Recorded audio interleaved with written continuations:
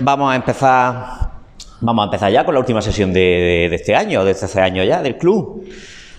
Pues bueno, primero no, bienvenida a las dos nuevas incorporaciones, a ver si os gusta, es la última de este curso, pero bueno, si os gusta, pues el año que viene seréis bienvenidas, por supuesto, si os gusta esta última sesión. Bueno, como veis, esta última sesión, al igual que la del año pasado, va a ir de filosofía y música. Recuerdo que me pedisteis, es verdad, que buscara otra práctica, ¿no? Más práctica, más social, pero bueno, tenía preparada ya un poquito en mente, tenía esta para finalizar igual que el año pasado, y aunque no sea totalmente práctica, pero va a ser social, porque al final vamos a hablar de posibles formas de gobierno desde la filosofía de Platón y Aristóteles, ¿vale? O sea, que va a ser práctica realmente, ¿vale? Y vamos a hablar de esas formas de gobierno a través de la música, como hicimos el año pasado, a través de este grupo tan pintoresco que ya vimos el año pasado del panorama español, ¿no? Que es la Polla Records, ¿no? Para contextualizar un poco, por si habéis olvidado la sesión del año pasado, ¿no? El año pasado habíamos utilizado la Polla Records para hablar de los sofistas y de los cínicos, ¿no? Entre ellos de Diógenes, ¿no? Y habíamos dicho que la Grecia clásica, ¿no? Nace la filosofía y nacen los sofistas y nace Diógenes y posteriormente Platón y Sócrates, Platón y Aristóteles, porque había un sistema democrático en crisis, ¿no? Que ahora analizaremos más detenidamente, ¿no? Y ante esa crisis de fundamentación del sistema, del Estado, de la polis griega, ¿no? De la polis sobre todo en Atenas, ¿no? Habían surgido una nueva clase, los filósofos, los denominados filósofos, ¿no? Entre ellos los sofistas y Diógenes, que proponían otra forma de entender el gobierno y la polis griega, ¿no? Y la polis en Atenas, ¿no? Ya no había fundamentación en las tradiciones, en los mitos, ¿no? En Homero, en el rey poeta del que hemos hablado en muchas sesiones, ¿no? Al que critica Sócrates, sino que se intentaba fundamentar, ahora veremos con Platón y con Sócrates y con Aristóteles, en la razón, ¿no? Ya no en los mitos, sino que se empezaba a hablar de la ley, ¿no? Del nomos, ¿no? Como hablan los sofistas, y bueno, unos proponían un nuevo sistema de gobierno y otros, como vimos, Diógenes, lo que querían es destruirlo totalmente, ¿no? Los cínicos, ¿no? Y acabamos hablando de Diógenes, ¿no? Y ahora vamos a seguir esa pequeña historia de la antigua Grecia, ¿no? De la filosofía, ¿no? Ese desarrollo, ¿no? ¿Cómo denominaba Platón a Diógenes? Él decía de Diógenes que era un Sócrates enloquecido, ¿no? No se llevaban muy bien Platón y Diógenes, ¿no? Cuentan eran contemporáneos, Sócrates, Platón y Diógenes, ¿no? Que una vez Platón se encontró a Diógenes lavando verduras en el río, ¿no? Y entonces Platón le dijo a Diógenes: si hubiera servido a Dioniso era el tirano de Siracusa, junto al que Platón intentó practicar su república, ¿no? Su idea utópica de república, ¿no? De sociedad, ¿no? Esa sociedad donde el filósofo debería ser el gobernador, ¿no? Práctica que la llevó muy mal, ¿no? Porque fue un total fracaso. De hecho, fue vendido como esclavo Platón, ¿no? Lo querían matar, tirano de Siracusa lo vendió, ¿no? Y fue vendido como esclavo, ¿no? Que luego el amigo lo vio, lo compró y lo volvió a dar la libertad, ¿no? Pero bueno, su idea platónica de república, pues no acabó muy bien, ¿no? Y él le dijo, si sirvieras a Diógenes, si sirvieras a Dioniso, pues no tendrías que lavar verduras, ¿no? A lo que Diógenes respondió: si tú lavaras verduras, no servirías a Dioniso, ¿no?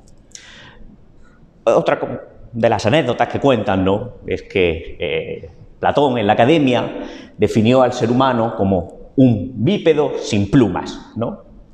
Y entonces, pues Diógenes desplumó un pollo, lo llevó a la Academia, lo soltó y dijo: ahí os traigo un hombre.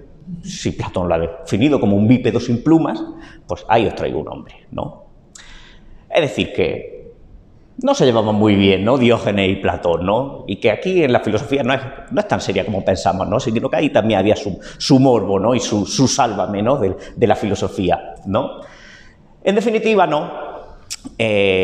Obviamente, la línea de pensamiento político que intentan fundar tanto Sócrates como Platón, posteriormente Aristóteles, era una línea totalmente opuesta a la de los cínicos, ¿no?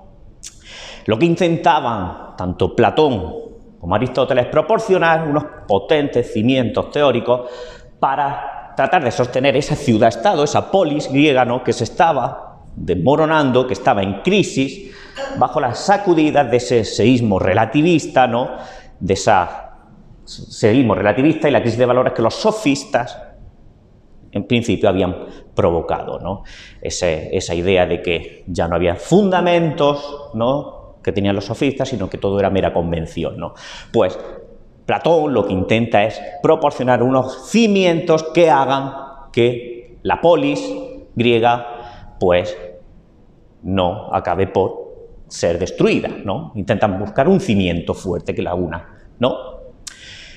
Si os acordáis, ¿no? En su obra Las nubes, Aristófanes caricaturiza a Sócrates, ¿no? Hemos hablado también en algunas sesiones, ¿no? Si os acordáis, cómo trata a Sócrates y cómo lo denomina como un sofista, aunque ya hemos visto que Sócrates no era sofista, ni mucho menos, ¿no?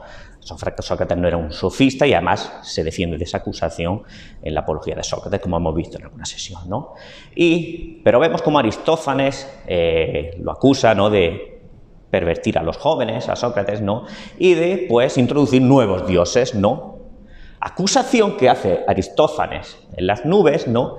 Y que luego es la que va a servir para condenar a Sócrates, ¿no? Como si lo que valiera más a la hora de acusar a Sócrates era lo que había escrito Aristófanes en las nubes que lo que hacía Sócrates en la realidad, que al final lo único que era andar por el mercado y preguntar qué es un zapato, ¿no?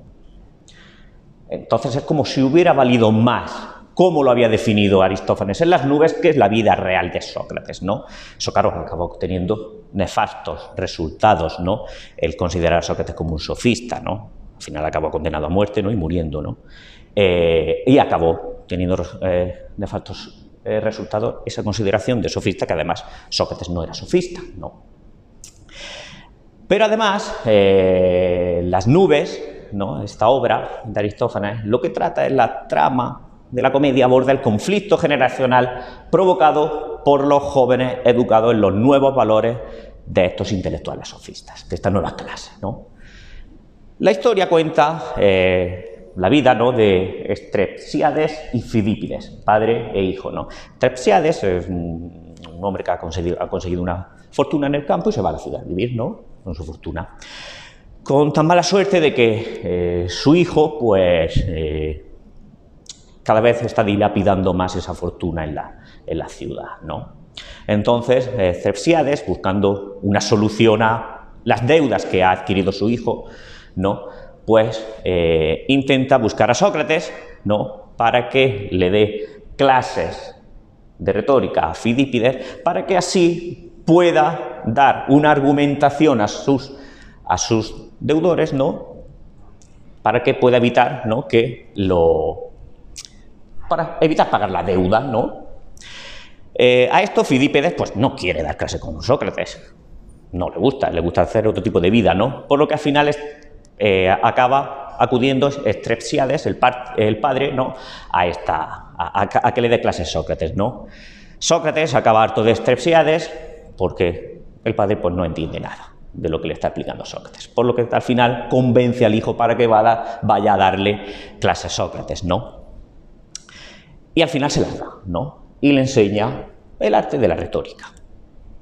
Recordemos, aquí Aristófanes entiende que Sócrates es un sofista, ¿no? El arte de hacer mejor el peor argumento, que es lo que hacían los sofistas, que es lo que era la retórica buena esmeralda, hacer peor el mejor argumento. ¿Qué consecuencias tiene esto? Que en una discusión, en un banquete entre padre e hijo, Están discutiendo sobre si es oportuno poner música en un banquete o no.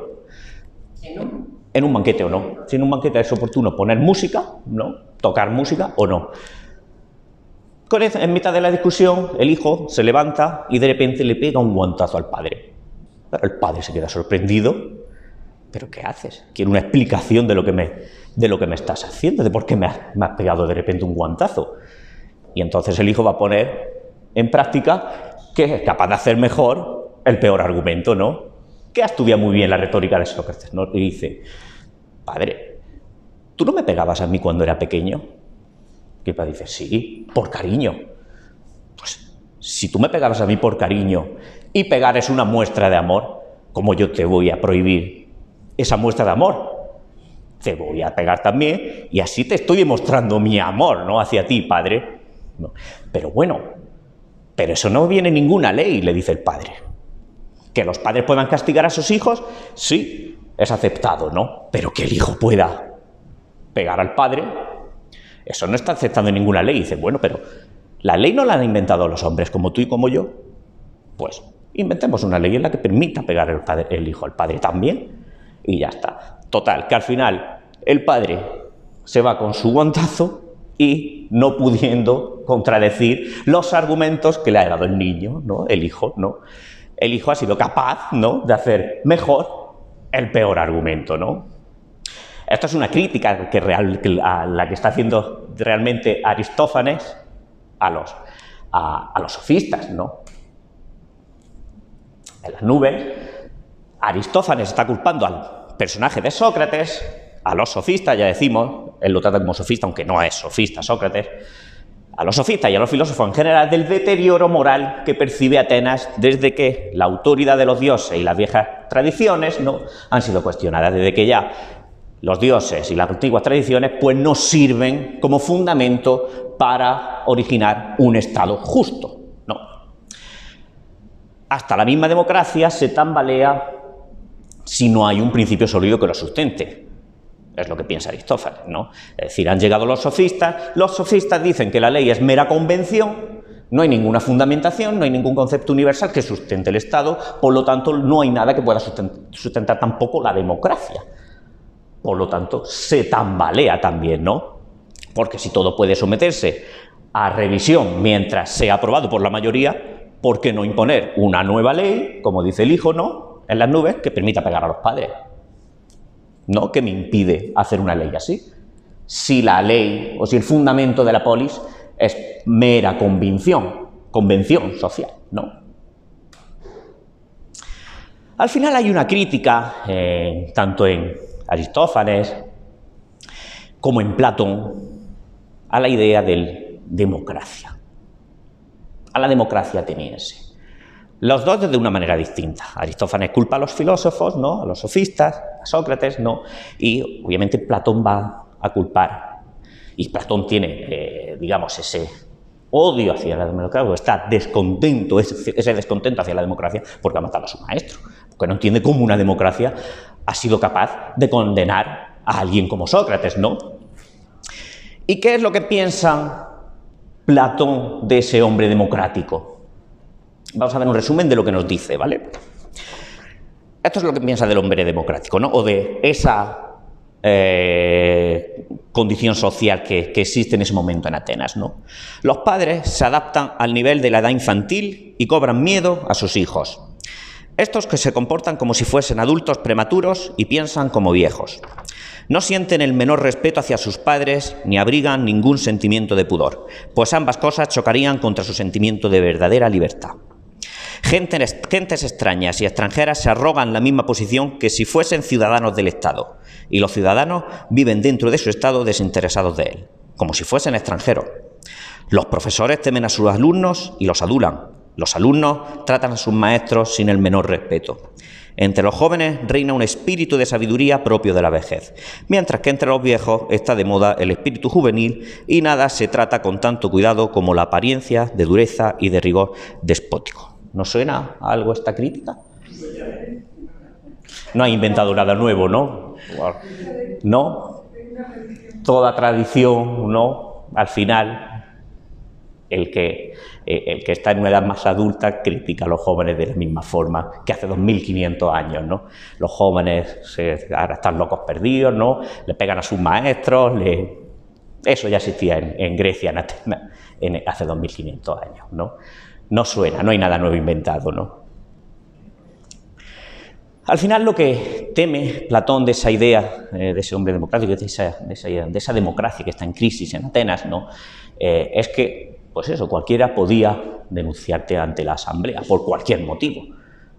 Fijémonos en Sócrates, ¿no? Lo condenan o lo acusan de introducir nuevos dioses y de pervertir a los jóvenes. Ya está, ya es una acusación que hacen los poetas, que son los que condenan a Sócrates, ¿no? Poetas.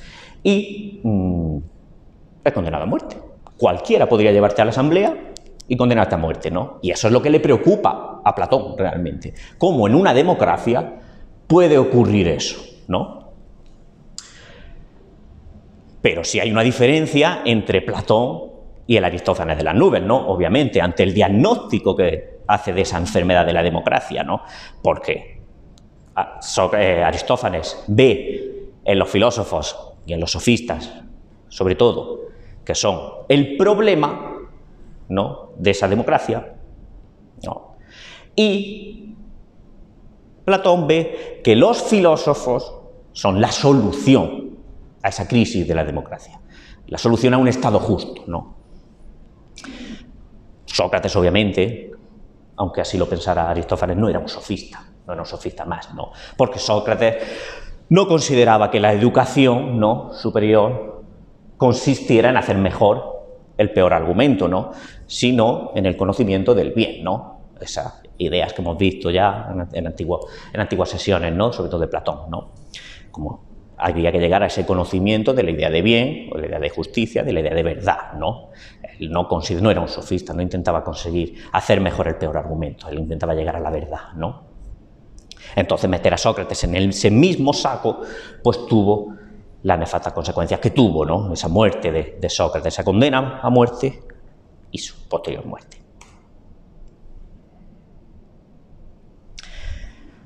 ¿Cuál es la solución de Platón a esa crisis de la democracia? Abolirla.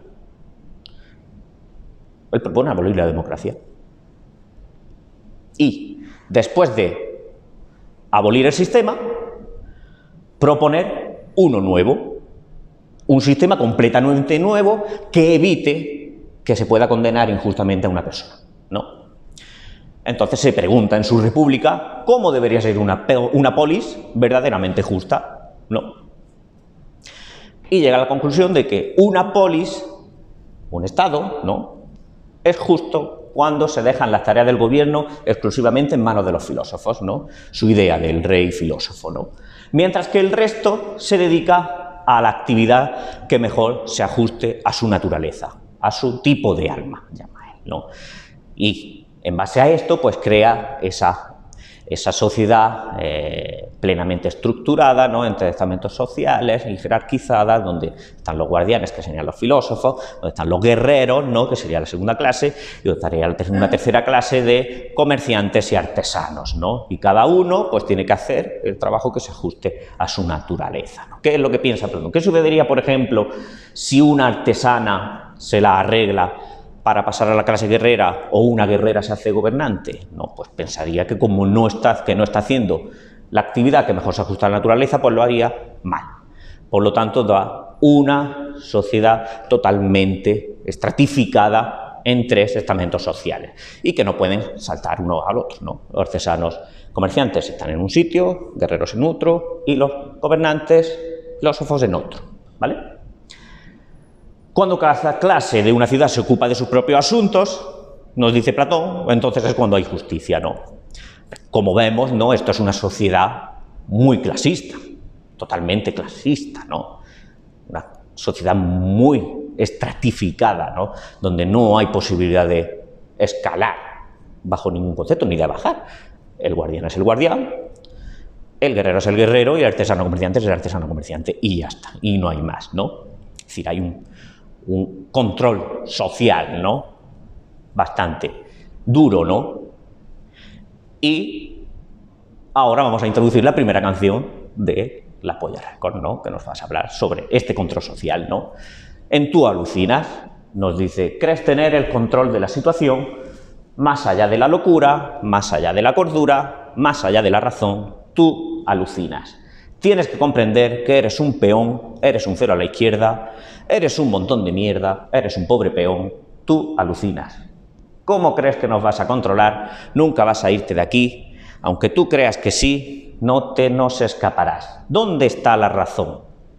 Es decir, ¿dónde está la razón que nos dice, ¿no?, que alguien tiene que ser obligatoriamente y por necesidad artesano comerciante, que alguien tiene que ser por necesidad y obligatoriamente guerrero, y que alguien tiene que ser por necesidad y obligatoriamente filósofo o gobernante, ¿no? ¿Dónde está esa razón? ¿No? ¿Dónde está la razón para justificar que además la mayoría de los ciudadanos de un Estado han de convertirse en peones, como nos dice Evaristo, ¿no?, en ceros a la izquierda en términos políticos? Porque claro, solo los gobernantes, solo los políticos en la idea utópica de Platón son los que pueden participar en la política. Los filósofos, no. Los demás no, los demás se tienen que dedicar pues, a ser artesanos, comerciantes y guerreros, pero no pueden participar en política, ¿no? ¿Cómo justifica esto Platón, ¿no?, que solo un número limitado de ciudadanos de la polis puedan ejercer su derecho a la política?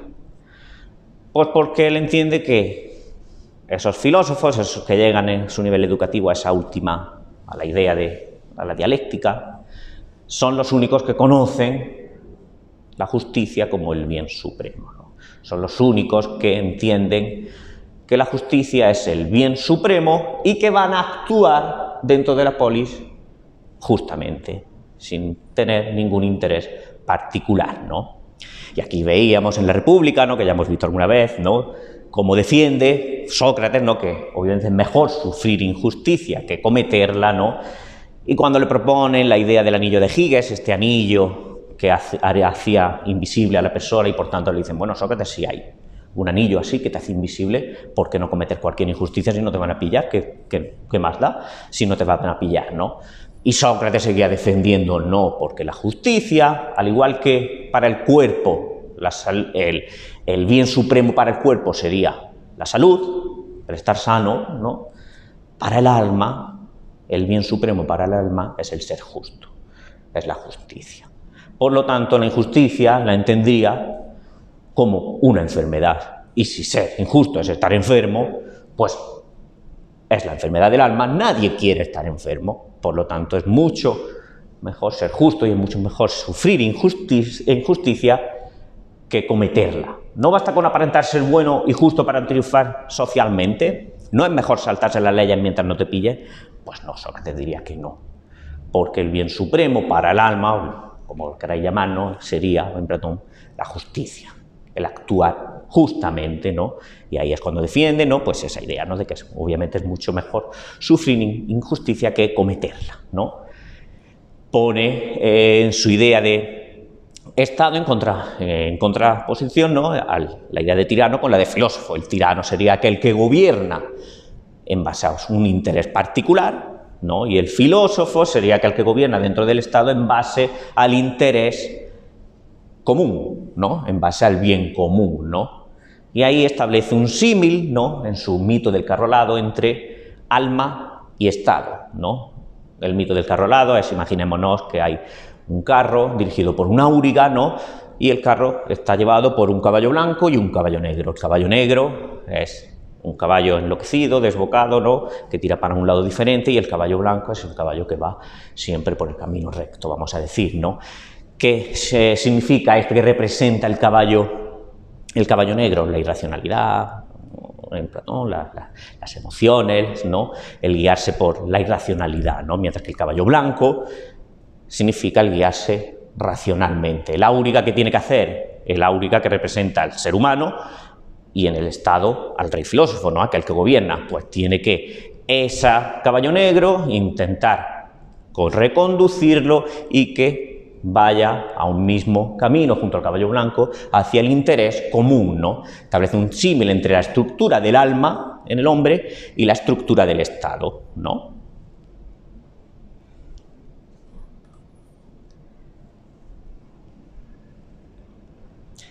Esta idea que tiene Platón de justicia quizá nos puede parecer extraña, ¿no? Es decir, él entiende, Platón, que la justicia es la propiedad de todo el Estado basada en las relaciones existentes entre las clases. Es la propiedad que existe en las relaciones que existen entre las tres clases distintas, ¿no?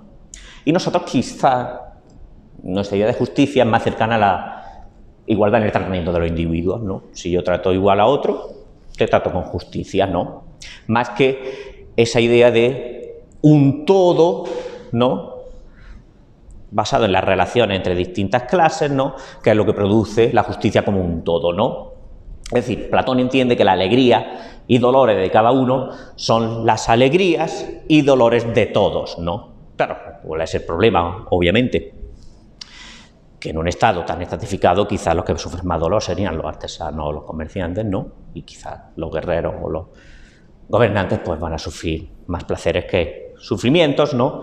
Entonces, ¿cómo hacer, ¿no?, que al final todo parezca igual, ¿no? Que en el todo, toda la alegría y dolores de cada uno sean las del todo el Estado, ¿no? Hasta tal punto llega Platón que los guardianes, ¿no?, los filósofos, establecen entre los guardianes una sociedad comunista, comunal, ¿no? Los guardianes, para no poder pervertirse, ¿no?, como los políticos de hoy en día, ¿no?, diríamos, para no poder caer en la corrupción, pues establece un sistema comunal, ¿no?, donde los niños son comunales también, donde no tiene ninguna propiedad privada el gobernante, ¿no?, para que así no pueda caer en esa corrupción. Entonces, entre los guardianes establece un sistema comunal, un comunismo, ¿no?, donde incluso hay medidas eugenésicas, ¿no?, donde incluso desde pequeños hay que establecer cuáles son las parejas que pueden ser más estables para estar juntos, para que así nazca el niño pues más inteligente y que sea el más propicio para luego gobernar en un futuro, ¿no?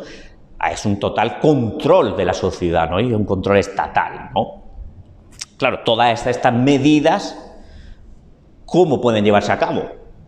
A través de una gran reforma educativa en Platón, ¿no?, que es la reforma educativa que propone en la República, en el mito de la caverna, ¿no?, que es ahí donde la define o donde la representa o la resume, ¿no?, donde es el filósofo, cuando llega, alcanza la luz, alcanza la idea de bien, tiene que volver y educar a todos los demás en esa idea y en ese conocimiento, ¿no? Pero sin una reforma educativa es imposible cambiar, bueno, Antonio, sí, pasa, cambiar un sistema, ¿no?, un Estado. Es imposible si no se fundamenta en una gran reforma educativa, ¿no? Si no hay una reforma educativa, los hijos siempre van a caer en los mismos errores que cometieron sus padres, ¿no? Como nos dice Evaristo, ¿no?, en vuestra maldición.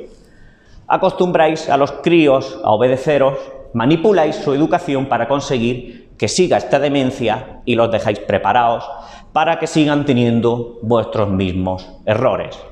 Esa es vuestra maldición. No, pues bueno, pues Platón pensaba lo mismo, ¿no? Claro, para que los hijos tengan o puedan comportarse de una manera distinta a la que se comportaron sus padres, pues tiene que haber una gran reforma educativa, ¿no?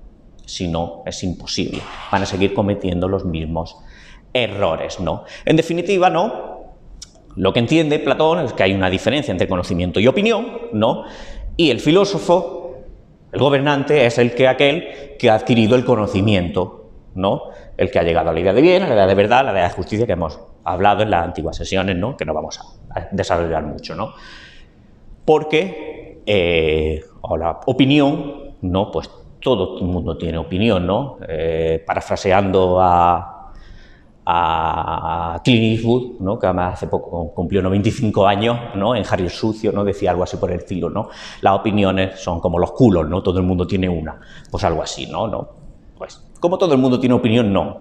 Lo que nosotros queremos es conocimiento, ¿no? Y el conocimiento, aquel que tiene conocimiento, es el filósofo, ¿no?, es el gobernante, aquel que ha llegado a la idea de bien, ¿no?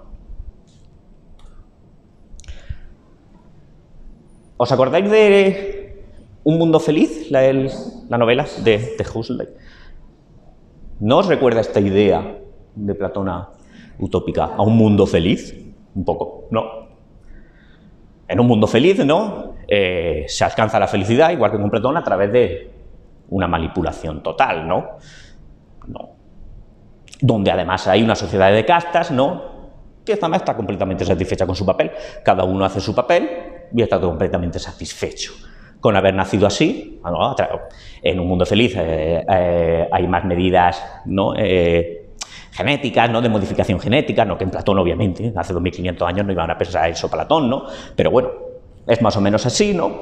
Y además, ¿no?, cuando esas castas, ¿no?, o esas clases se sienten insatisfechas, ¿no?, en un mundo feliz, pues tienen el soma, ¿no?, que es como una droga que te hace sentirte feliz y ya está, ¿no?, la consumes y así no vas a tener que pensar que ¿por qué he tenido yo que nacer para ser minero, ¿no?, por ejemplo, ¿no?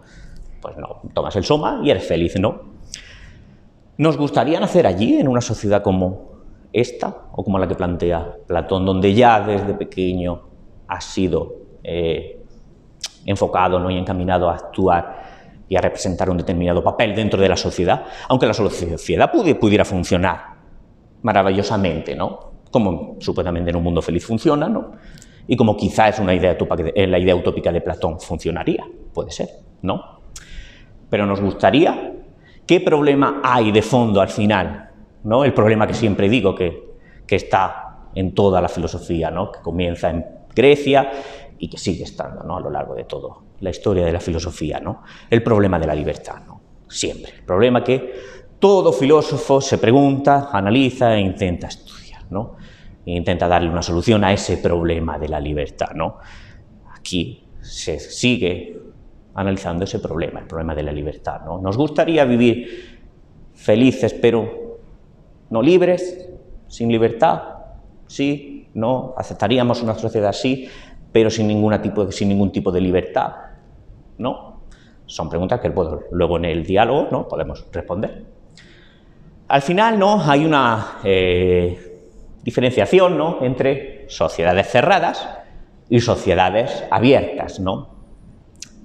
Las sociedades cerradas son aquellas que se fundamentan en verdades absolutas e inamovibles, ¿no?, como podría ser la teoría de las ideas de Platón, o como podría ser el nacionalcatolicismo franquista, o como podría ser la superioridad racial nazi, o la inevitable llegada de la sociedad comunista. Pues no estoy comparando, no estoy diciendo que la teoría de las ideas de Platón sea lo mismo que el nazismo, ni mucho menos ni nada de eso, ¿no?, pero que son ideas, ¿no?, son teorías que se sustentan en una verdad absoluta que hay que defender, ¿no? Y luego estarían unas sociedades abiertas, y tampoco estoy analizándolo moralmente, ni estoy diciendo que una es mejor que otra ni peor, ¿no? Simplemente estamos definiéndolas, ¿vale? Y las sociedades abiertas, que son aquellas que estarían dispuestas al cambio, ¿no?, donde la libertad de expresión y de pensamiento, pues bueno, tiene más importancia, ¿no? Platón, ¿no?, estaba muy obsesionado con las verdades absolutas, ¿no?, con las demostraciones matemáticas. Recordemos que en su academia, ¿no?, lo que pone en el epitafio, en la epístola pone absténgase aquel que no sepa geometría, absténgase aquel que no sepa matemáticas, ¿no? O sea, estaba obsesionado con las verdades universales, no con las demostraciones matemáticas, y además estaba muy decepcionado con la democracia, por supuesto, ¿no? Había matado a su amigo Platón, lo había matado injustamente. La democracia para Platón había entrado en crisis. No puede haber una democracia que condene injustamente a alguien como Sócrates, ¿no? Y entonces propuso otro nuevo sistema de gobierno basado en esa sofocracia, ¿no?, donde el sabio, ¿no?, era aquel que era el que podía gobernar justamente un Estado, ¿no? En lumbreras, como diría Evaristo, ¿no? Cuando oigo hablar a sabios y expertos en cualquier cosa, dos infraestructuras juegan al fútbol con mis pelotas. Compañero ciudadano, procedo a informarte que no te entiendo nada. Estadísticas fiables demuestran que, o lo contrario, tus estudios favorecen, según a quien te afore. Compañeros de la Iglesia, del conocimiento, no me deis la vara, tú no quieres que la gente entienda tus palabras, tienes poca educación. Eso es lo que pensaba Evaristo de los lumbreras, ¿no? Luego Platón, en las leyes, que ya es un libro ya de edad adulta, ¿no?, de madurez de Platón, cambia un poquito su idea de forma de gobierno, ¿no? Digamos que se hace un poquito más laxa, ¿no? intenta rebajarla un poquito y bueno, al final propone que, bueno, ¿en qué consiste al final esa educación que lleva una ciudad justa? Pues enseñar a la gente que lleve una vida feliz y justa, ¿no? Hay que enseñar a la gente a que llevar una vida feliz y justa. Por lo tanto, la gente debe ser educada desde edad temprana para gozar solo de los placeres buenos, y los poetas serán, además, el odio que le tenía también a los poetas, ¿no?, combinados a explicar que el hombre justo es feliz, ¿no? No podrán decir cualquier cosa, no podrán inventarse cualquier cosa, sino que los poetas deberán enfocarse en enseñar que el hombre justo es el hombre que es feliz, ¿no? Pasamos a Aristóteles, ¿vale? Aristóteles, al contrario que Platón, era mucho más naturalista que Platón. Se centraba también mucho más en la fisis. Como vemos aquí en una descripción que hacen de él, nos dice: engulle las observaciones sobre animales, rocas, vientos, geografía, obras, poemas, las procesa y las devuelve clasificadas de una u otra forma, libro tras libro, ¿no? Vemos cómo, al contrario que Platón, que era mucho más teórico, mucho más enfocado en la abstracción, ¿no?, en esos conceptos de ideas, ¿no?, Aristóteles es mucho más naturalista, incluso en su metafísica, ¿no?, que obviamente ahí es su obra más abstracta, donde habla de la idea de ser, ¿no?, pero ya incluso su metafísica la comienza de esta forma. Todos los hombres por naturaleza desean saber. Señal de ello es el amor a las sensaciones. Estas, en efecto, son amadas por sí mismas, incluso al margen de su utilidad y más que todas las demás, las sensaciones visuales. Y es que no solo en orden a la acción, sino cuando no vamos a actuar, preferimos la visión a todas las demás. La razón estriba en que esta es, de las sensaciones, la que más nos hace conocer y muestra múltiples diferencias, ¿no? Como vemos, al contrario que Platón, que siempre está... digamos que siempre entiende que las sensaciones, las emociones, es aquello que produce opinión pero no conocimiento, es decir, siempre dan error, no. Aristóteles sí se fundamenta en las sensaciones, ¿no? Bueno, eso habla incluso en su metafísica, ¿no? Y en esta diferenciación que hemos visto entre fisis y nomos, que proponen tanto los sofistas como Platón, ¿no?, la naturaleza y el nomos, la ley, ¿no?, la convención social, Aristóteles lo que nos dice es que no se trata de elegir, como eligen ellos, entre la naturaleza y el nomos, y la convención social y la ley, sino que reconocer que nuestra naturaleza, nuestra esencia, es la sociedad, que nuestra fisis es el nomos. Es decir, que somos un zoon político, un animal político, que nuestra naturaleza, que nuestra esencia es ser un animal social. Hay que entender eso, ¿no? En una de las muchas clasificaciones que hace Aristóteles, ¿no?, como hemos visto, ¿no?, es curioso que dentro de los animales políticos también considera a las abejas. Las abejas considera que son también animales políticos, ¿no?, animales sociales, ¿no?, que viven, que solo son capaces de vivir en sociedad, ¿no?, al contrario que, por ejemplo, al perro, a Diógenes, ¿no?, ¿te acordáis? Diógenes el perro, ¿no?, como llamamos, que lo considera el ser más indigno que existe porque, pues bueno, es capaz de vender a su raza para irse con otra raza, con el hombre, ¿no?, que es el que le va a dar comida, le va a dar, ¿no?, sustento, ¿no? No le gustaban a Aristóteles los perros. Y entiende que, al igual que Platón, en esto sí, que la polis, ¿no?, el Estado, la ciudad-estado, la ciudad ateniense, es la forma más perfecta de organización social. Entonces se pregunta, ¿cómo surgieron esas polis tan perfectamente organizadas? Pues él va entendiendo que lo primero que se produce es la familia, que es la unión de dos personas, ¿no? Luego esas familias, una unión entre familias da lugar a la aldea, ¿no? Y luego una unión de aldea da, en última instancia, a la ciudad-estado, a la polis, ¿no?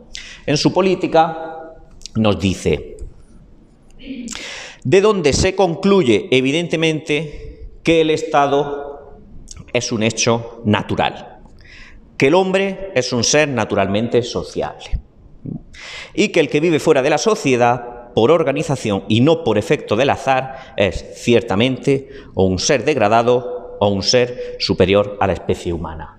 Es decir, que aquel que no es capaz de vivir en sociedad no es un ser humano. O es un animal, ¿no? O es un ser inferior, o es un dios, o es un ser superior. Pero el ser humano, inevitablemente, esencialmente, es un animal social, ¿no? ¿Y qué significa esto de que el Estado, por ello, es un hecho natural, ¿no?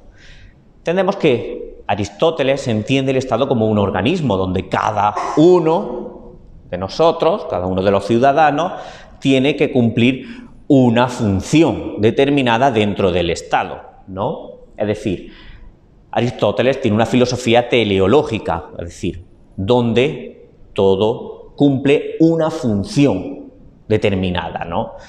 Donde todo tiene una finalidad, ¿no? Eso quiere decir teleológico, ¿no? Todo está hecho para un fin determinado, ¿no? Entonces entiende que de la misma forma que una mano amputada de un cuerpo deja de ser una mano, ya no cumple con su función de mano, ¿no? Un hombre, un individuo fuera de la polis, fuera del gobierno, fuera del Estado, ¿no? Deja de ser una persona, ¿no? Hasta el mismo Diógenes, ¿no? El perro, ¿no? Viviendo como lo mínimo, como vivía, ¿no? Como vimos el año pasado, ¿no? Pues también dependía de los demás para sobrevivir, ¿no? Es decir, entiende Aristóteles, como antes, que es como que el Estado es como un hormiguero, ¿no? Ya habéis visto que cuando sacamos a un ciudadano de ese Estado, le pasa lo mismo que cuando sacamos a una hormiga, cuando vemos que están en fila, de ese hormiguero. Si la vemos y la sacamos y la ponemos en otro lado, vemos que la hormiga empieza a mirar, va para un lado, ¿no? Lo habéis comprobado, luego se queda parada de repente, va para otro, no sabe dónde está, ¿no? Está como desconfigurada, ¿no? Pues eso es lo que entiende Aristóteles que le pasaría al ser humano fuera de una sociedad, fuera de la polis, ¿no? Somos como hormigas, ¿no? Una paranoia colectiva, un enorme ojo nos vigila, hay un nervio que nos atraviesa a todos a la vez. Algo dentro nos mantiene unidos, nos ata sin querer, es un hilo dirigido por algo que no se ve. Y creamos energía, lo sentimos, nos da vida, su corriente nos arrastra y nos lleva por donde no es. Nos tocamos pero no nos vemos y seguimos sin parar. Algo dentro nos mantiene vivos y no existe el exterior. Hacemos espejos para saber cómo es desde fuera, cómo se nos ve. Nunca pienses lo que haces, nada va a pasar y mientras te quede cuerda debes continuar. Sigue dentro de la fila, como las hormigas, ocupa tu lugar y a tu hora muérete, ¿no? Ese hilo invisible del que habla Evaristo, ¿no? En esta canción, ¿no? Es el que nos ata a la sociedad, ¿no? Y va a estar determinado, no por señales químicas, ¿no? Como estaría en las hormigas, ¿no? Sino, nos diría Aristóteles, por nuestra capacidad de hacer uso de la palabra, ¿no? Por el logos, ¿no? Nos dice Aristóteles. Si el hombre es infinitamente más sociable que las abejas y que todos los demás animales que viven en Grey, es evidentemente, como he dicho muchas veces, porque la naturaleza no hace nada en vano. Pues bien, ella concede la palabra al hombre exclusivamente. Es verdad que la voz puede realmente expresar la alegría y el dolor, y así no les falta a los demás animales, porque su organización les permite sentir estas dos afecciones y comunicárselas entre sí. Pero la palabra ha sido concedida para expresar el bien y el mal, y por consiguiente lo justo y lo injusto. Y el hombre tiene esto de especial entre todos los animales, que solo él percibe el bien y el mal, lo justo y lo injusto, y todos los sentimientos del mismo orden cuya asociación constituye precisamente la familia y el Estado, ¿no? ¿Qué es lo que diferencia al hombre de los demás animales, ¿no? Que es el único que tiene lenguaje, es el único que tiene logos, es el único animal capaz de discernir entre lo que es justo y lo que es injusto, entre el bien y el mal, ¿no? El lenguaje, la palabra, el logos, es la herramienta que nos permite valorar, juzgar las cosas, dar razones, ¿no? Poner en común esas razones, establecer una serie de nociones comunes de lo justo y de lo injusto, del bien y el mal, es lo que hace que pueda surgir eso que llamamos sociedad, eso que llamamos Estado, ¿no? Esa puesta en común de aquello que pensamos que es justo o injusto, que está bien o que está mal, es aquello que permite que surja la sociedad como tal, ¿no? Vivir en sociedad conlleva necesariamente hacer uso de nuestro sentido de la justicia, ¿no? Lo que en último término implica participar activamente en política, en los asuntos del Estado, de la polis. De hecho, los griegos tenían una palabra para denominar a aquel que se entendía de los asuntos de la comunidad, una palabra que a todos nos va a resultar familiar, ¿no? Idiotes, ¿no? El idiota, ¿no? Idiotes es aquel que se desentiende de los asuntos de la comunidad, ¿no? Nos dice Evaristo: puede ser como el ganado, como el pienso asegurado, obediente y limitado por la valla del corral. Puede ser un buen soldado del sistema de mercado, puede ser guardia jurado de tu reino familiar. Aprovecha tu oportunidad, puede ser idiota. Puede ser un nazi honrado, mutilado cerebral, la sombra de un ser humano sin conciencia ni moral. Puede ser mal gobernado, votar y seguir callado. Puede ser un desgraciado en un mundo policial. Puedes leer tu opinión en la prensa y repetirla como una normal. Puedes correr como un gallo sin cresta, cacareando pa. Puedes ser un nazi honrado, mutilado cerebral, la sombra de un ser humano sin conciencia ni moral. Puedes ser mal gobernado, votar y seguir callado. Puedes ser un desgraciado en un mundo policial. Idiota. Puedes vivir en un metro cuadrado, puedes decirte que no está tan mal, puedes pudrirte sin ser molestado, agradeciendo lo que te da. Evaristo, ¿no?, al igual que Aristóteles, o bueno, que la Grecia pensaba, ¿no?, que aquel que no participa en los asuntos de la polis, en los asuntos del Estado, pues ese es un idiota. Y en base a toda esta primera introducción que hemos hecho de Aristóteles, ¿no?, Aristóteles establece tres formas de gobierno, ¿no?, de posibles gobiernos. Según el bien común, según se gobierne con justicia, para el bien común, o según se gobierne para el interés particular, es decir, con injusticia, ¿no? Según se gobierne para el bien común, establece que si es uno el que gobierna, pero para el bien común, sería para una monarquía. El gobierno de uno para el bien común es una monarquía. El gobierno de uno, pero para el interés particular, sería una tiranía. El gobierno de unos pocos para el bien común sería una aristocracia. El gobierno de unos pocos para el interés particular sería una oligarquía. Y el gobierno de unos muchos para el bien común sería una república. El gobierno de los muchos para el interés particular sería una democracia. Aristóteles, al igual que Platón, pues no tenía muy buena estima a la democracia, ¿no? Y entendía que también era el gobierno de muchos, pero para el interés particular, ¿no?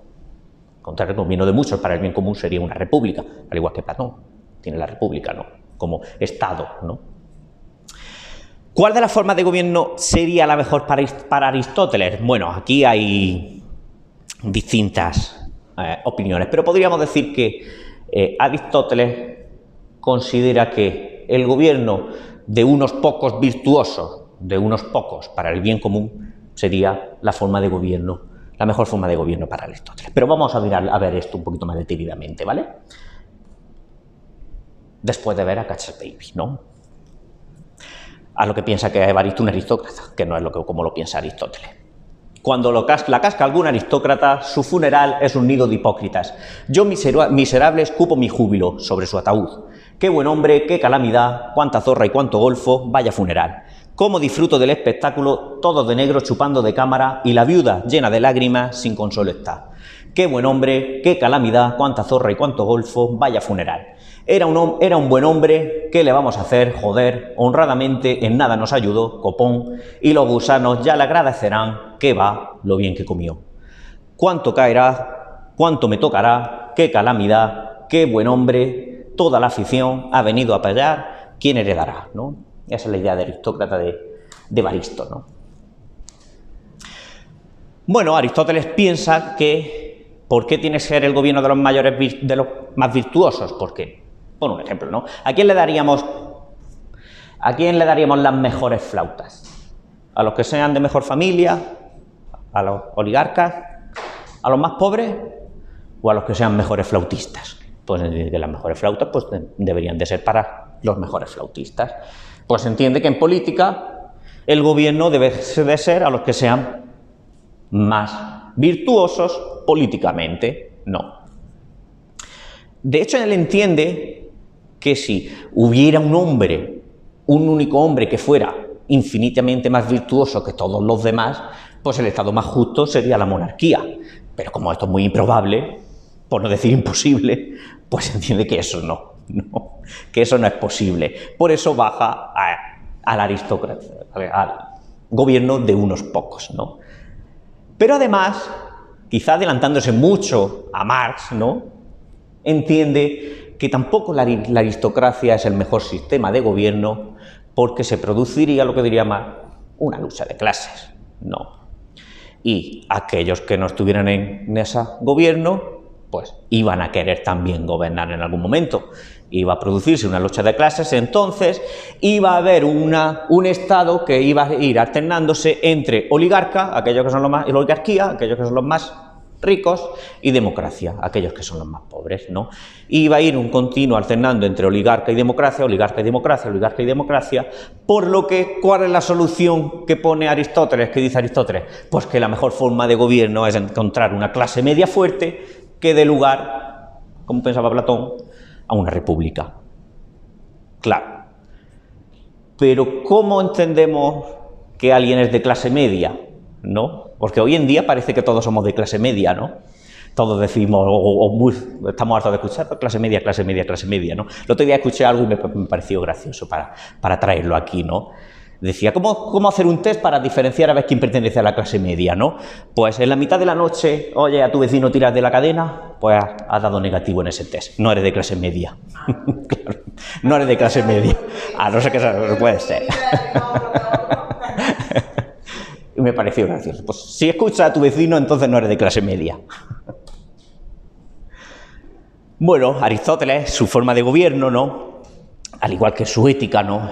Como finalidad lo que tiene es conseguir la felicidad, ¿no? Esa es su última función para Aristóteles, la función del gobierno, tanto del gobierno como la de la ética, es conseguir la felicidad. ¿Y cómo se consigue la felicidad en un estado de gobierno? Pues dando a cada uno lo que le corresponde según sus derechos naturales. ¿Aquí qué pasa con Aristóteles?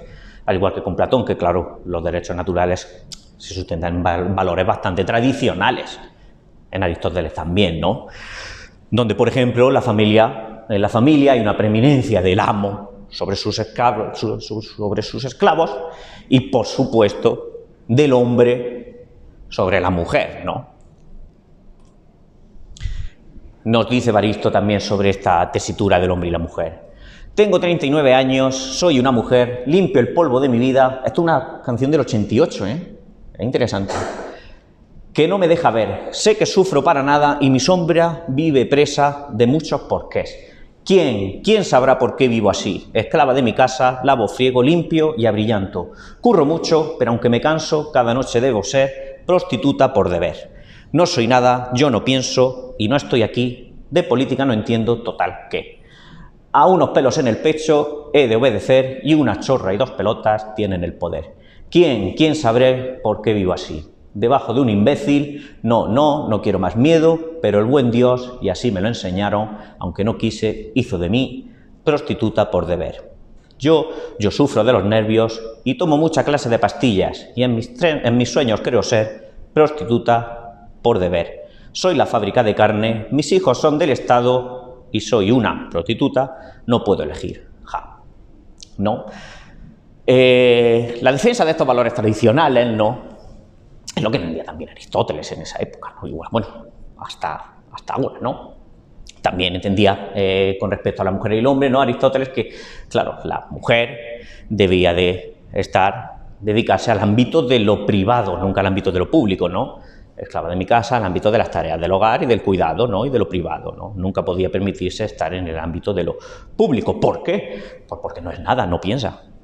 Como alguien que no piensa va a poder permitir que esté en el Estado, en el ámbito de lo público, razonando. No, si no piensa no puede estar ahí, de política no entiende. No, tiene que obedecer a unos pelos en el pecho, ¿no?, al hombre, ¿no? Además, es alguien, la mujer, ¿no?, que es frágil emocionalmente, ¿no? Sufre de los nervios, ¿no? Toma muchas clases de pastillas, ¿no?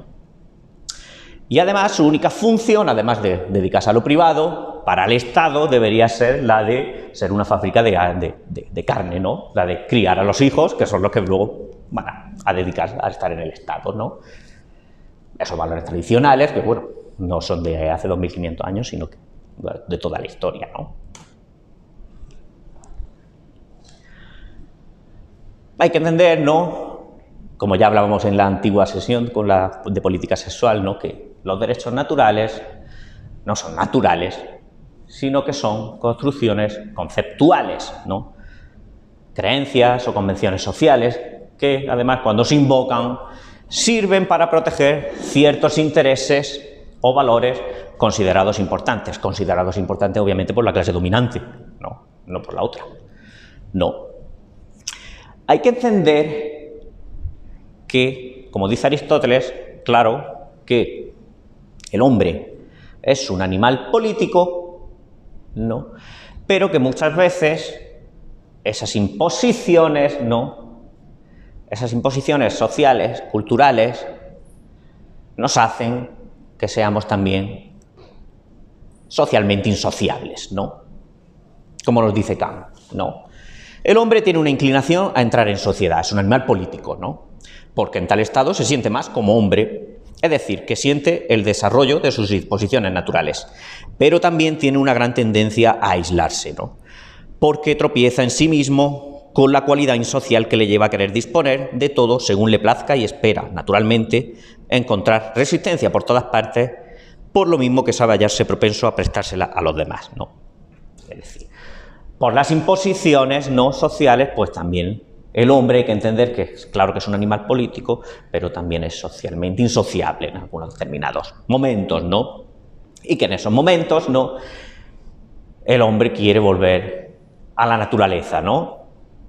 Hay un retorno hacia la naturaleza, hacia lo salvaje, ¿no?, para buscar esa idílica paz que a lo mejor la sociedad no nos puede dar, ¿no?, y la libertad que nos niega, pues la ciudad, ¿no?, la polis, ¿no?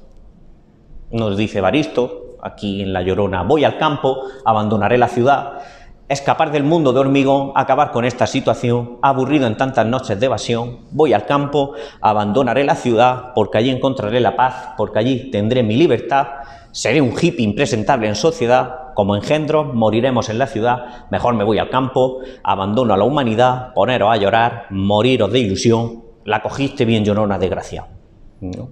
Bueno, aquí vemos como Evaristo, ¿no?, pues también nos da esa idea de que el hombre, cuando no soporta las imposiciones sociales, pues intenta volver a hacer un retorno hacia la naturaleza, o bueno, o cogerla bien y ya está, que también es algo muy socialmente aceptado, ¿no?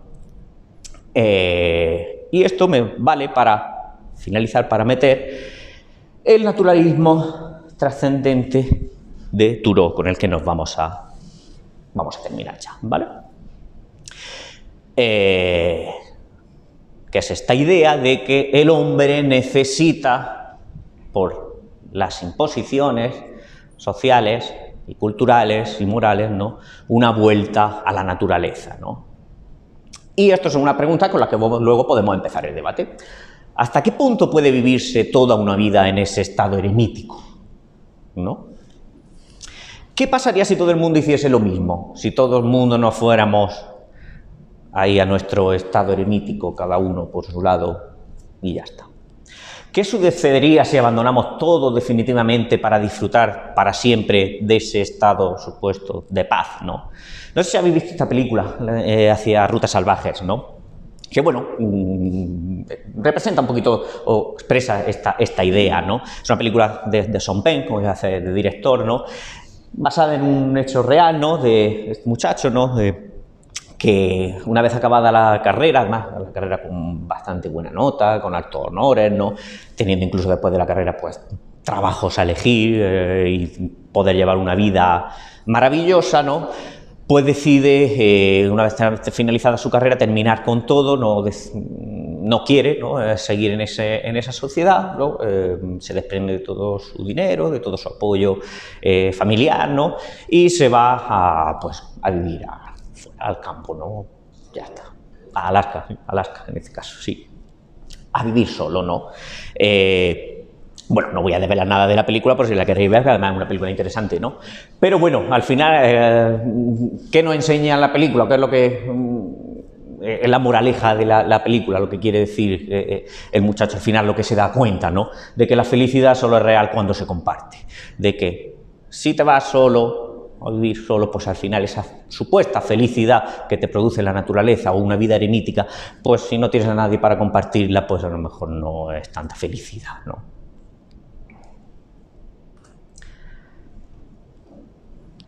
Que en definitiva, en última instancia, al final, pues somos animales políticos, ¿no? Aunque algunas veces nos suceda este dilema del erizo que voy a leer, que es de Schopenhauer, ¿vale? Que nos dice: un grupo de erizos se apiñaba en un frío día de invierno para evitar congelarse, calentándose mutuamente. Schopenhauer, bueno, conocéis, pues bueno, muy amante de la humanidad no era, ¿no? Sin embargo, pronto comenzaron a sentir unos las púas, y muy positivo tampoco era, a sentir unos las púas de otros, lo cual les hizo volver a alejarse. Cuando la necesidad de calentarse los llevó a acercarse otra vez, se repitió aquel segundo mal, de modo que anduvieron de acá para allá entre ambos sufrimientos hasta que encontraron una distancia mediana en la que pudieron resistir mejor. Así, la necesidad de compañía, nacida del vacío y la monotonía del propio interior, impulsa a los hombres a unirse. Pero sus muchas cualidades repugnantes y defectos insoportables vuelven a apartar a unos de otros. La distancia intermedia que al final encuentran y en la cual es posible que se mantengan juntos es la cortesía y las buenas costumbres. En Inglaterra, a quien no se mantiene a esa distancia se le grita "keep your distance", ¿no? Mantente en tu distancia, ¿no? Debido a ella, la necesidad de calentarse mutuamente no se satisface por completo, pero a cambio no se siente el pinchazo de las púas. No obstante, el que posea mucho calor interior propio hará mejor en mantenerse lejos de la sociedad para no causar ni sufrir ninguna molestia, ¿no? Es decir, que a pesar de que, pues, algunas veces en sociedad suframos estos pinchazos del erizo, ¿no? Estos pinchazos molestos, ¿no? Estas molestias dentro de una convivencia en sociedad, no tendremos más remedio que meternos en política, a pesar de que en sociedad nos llevemos muchos pinchazos de nuestros congéneres, vecinos, amigos, compañeros o coleguillas que se aprovechan de nuestra confianza. Coleguillas como del que nos habla Evaristo, ¿no?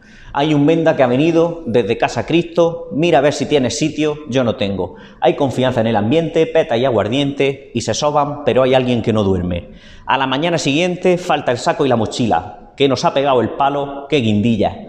Falta el loro y 2 talegos, falta el costo y mis vaqueros, y no queda ni una caña, cuánta maña. Qué enrollado, ese ya no vuelve. Confianzas que dan asco, confianzas de la vasca, confianza. Confianza en vinagre, vasca ni pollas, confianza, ¿no? A pesar de que, bueno, puede haber coleguillas como los de Evaristo, no nos queda otra que convivir, ¿no? Socialmente, ¿no? Y ser animales políticos, ¿no? Y para finalizar, y como resumen, ¿no? De todo lo que hemos visto, que ha sido bastante largo, ¿no? Pues bueno, las propuestas de gobierno que hemos visto, platónica y aristotélica, pueden interpretarse como una respuesta a un sistema democrático en crisis, ese sistema democrático ateniense, ¿no? Que había condenado a muerte a un hombre justo como Sócrates, ¿no?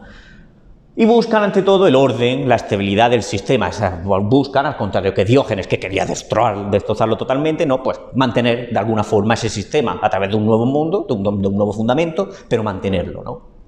y en ellas el individuo solo tiene sentido dentro del Estado. Y hemos terminado.